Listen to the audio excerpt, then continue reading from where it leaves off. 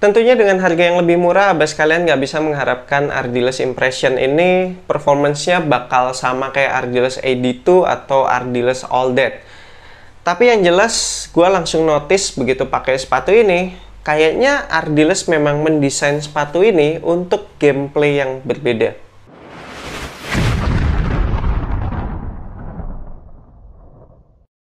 Yo, what's good abas di seluruh Indonesia, balik lagi sama gue Ferdy Brainwash di Anak Basket Channel. Di video kali ini gue akan ngebahas performance review sepatu basket Ardiles Impression.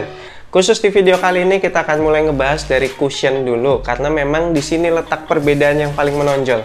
Kalau di Ardiles sebelumnya yang udah pernah gue review, kayak Ardiles AD1 Elite, Ardiles AD2 sama Ardiles All Dead, itu semuanya pakai insole Evounce Plus. Maka di sepatu Ardiles Impression ini mereka menghadirkan insole yang baru yang dinamakan Effective.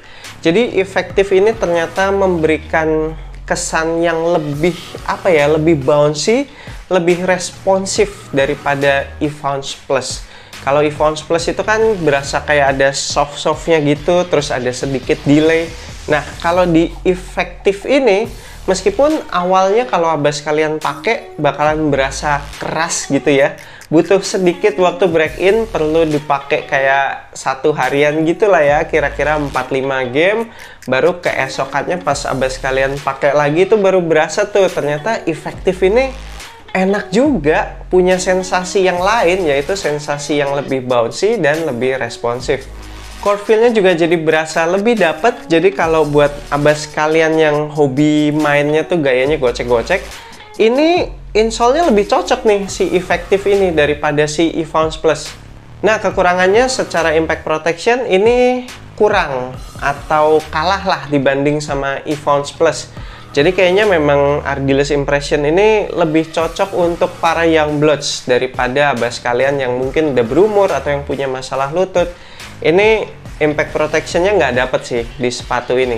Next, untuk tractionnya, nah part ini sih nggak ada yang berubah dari AD1 bahkan. Jadi memang pola traksinya, terus juga bahan rubber outsole-nya itu nggak ada yang diubah sama sekali.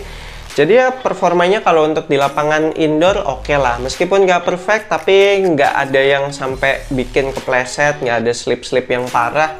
Masih oke lah, sangat amat bisa diandalkan di indoor. Terus kalau di lapangan outdoor, apalagi ketemu lapangan outdoor yang berdebu, yang penting abas kalian rajin-rajin wipe off aja, itu aman sih, masih bisa diandalkan.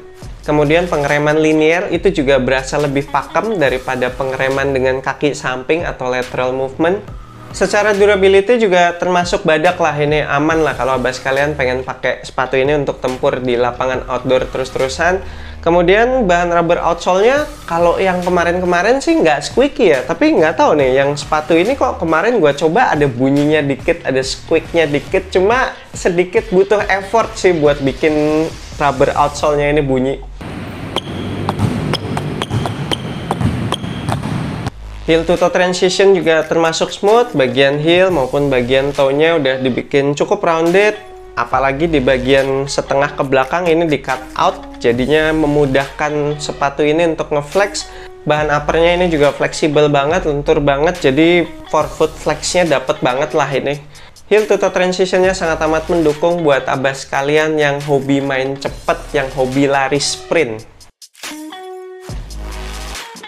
Lanjut ke material, ini sih materialnya berasa enak sih di kaki, soft gitu, terus lentur, malah menurut gua agak kelenturan sih, akan berpengaruh di support, nanti akan kita bahas lebih lanjut. Jelas termasuk zero break-in time, dari awal penggunaan itu udah langsung enak mengikuti pergerakan kaki, mengikuti bentuk kaki juga. Terus breathable juga, kalau abas kalian main di cuaca yang panas, ini masih berasa ada sirkulasi udara di dalam sepatu.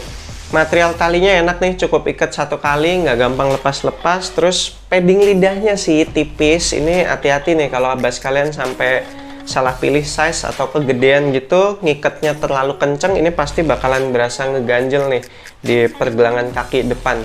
Kemudian untuk padded collarnya ini berasa kurang tebel juga, jadi di awal-awal penggunaan tuh kalau abas kalian pakai kaos kaki yang pendek atau pakai kaos kaki yang tipis, ini berasa sih bagian ankle-nya agak ketusuk-tusuk nih sama bahan yang paling atas Kemudian ada berasa heel slip juga sedikit, nggak yang sampai parah banget, cuma tuh kaki bagian belakang jadi berasa bisa goyang-goyang gitu loh. Karena si padding-paddingnya ini ketipisan, kurang tebel. Next, untuk fitnya, abah sekalian bisa ambil true to size, samain aja dengan sizing sepatu basket Ardiles abah sekalian yang sebelum-sebelumnya. Cuma memang di sepatu Ardiles Impression ini gue berasa ruang kosongnya jadi agak banyak ya. Di bagian ujung depan itu berasa ada sisa ruangan kosong sekitar 1 jari telunjuk gitu, cukup banyak. Untungnya bagian atasnya itu nggak berasa bubbly, terus samping kanan kirinya agak longgar. Kemungkinan tuh sisa ruangan yang lebih banyak ini disebabkan karena upper materialnya. Karena kan kalau yang di Ardiles All That itu kan masih ada overlay dari bahan synthetic leather tuh. Terus kalau yang di AD itu juga ada fuse overlay yang banyak. Nah, si overlay itu kayaknya kan ngebantu membentuk sepatunya ya, membantu supaya uppernya tuh nggak terlalu mekar gitu, nggak terlalu lentur. Nah, di sepatu Ardiles Impression ini minim overlay banget, jadinya yang ada bener-bener full upper mesh kan, sehingga gampang banget nih mekarnya. Jadi kemungkinan itu sih yang bikin sisa-sisa ruangannya jadi berasa lebih luas lah di sepatu Ardiles Impression ini. Paling diakalin pakai double sock saja kalau abah sekalian pengen fitnya tuh jadi kayak lebih penuh gitu, nggak terlalu ada sisa-sisa ruangan kosong. Kemudian kalau secara lockdown, kalau dibandingin sama Ardiles All That yang baru aja kemarin gua review, ini lockdownnya jadi berasa lebih longgar juga, nggak tahu kenapa. Padahal sistem penaliannya hampir mirip, ada lacing yang dihubungkan ke pita nilon si active wire ini, tapi kayaknya di sepatu ini kurang apa ya, kayak kurang narik gitu. Jadi bagian midfootnya kayak kurang ngelok gitu, kayak kurang berasa dipeluk. Ditambah lagi sama ada masalah heel slip sedikit juga kan tadi, jadi kayak berasa kakinya tuh masih goyang-goyang gitu di dalam sepatu. Agak kurang sih ini secara lockdown. Terakhir untuk supportnya, paling yang berasa kurang itu adalah support bagian lateral atau bagian samping, karena seperti yang tadi gue bilang emang minim overlay di sepatu ini. Jadi ketika gue ngerem pakai kaki bagian samping, berasa kakinya agak-agak mau keluar gitu. Untungnya kebantu sama ada outrigger, sehingga meskipun kakinya berasa kayak mau keluar-keluar, tapi at least sepatunya tuh masih stabil. Kebantu banget nih sama si outriggernya ini. Sisanya sih aman, kayak support bagian depan itu ada overlap outsole, jadi kaki kita berada di belakang si outsole itu.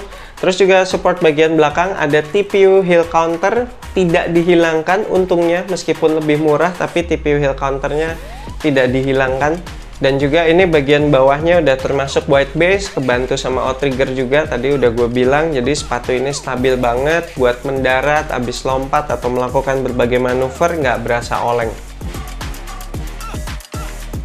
Oke, sekian performance review gue untuk sepatu basket Ardiles Impression ini. Buat abah sekalian yang pengen kop sepatu ini, nanti gue akan tinggalin link pembeliannya di deskripsi video ini, cek aja di situ. Thank you banget udah nonton video ini. Jangan lupa support gue terus dengan subscribe YouTube Anak Basket Channel, like, share, and comment. I'm Ferdy Brainwash. Sampai jumpa di video berikutnya. Semoga asupan basket Anda minggu ini cukup.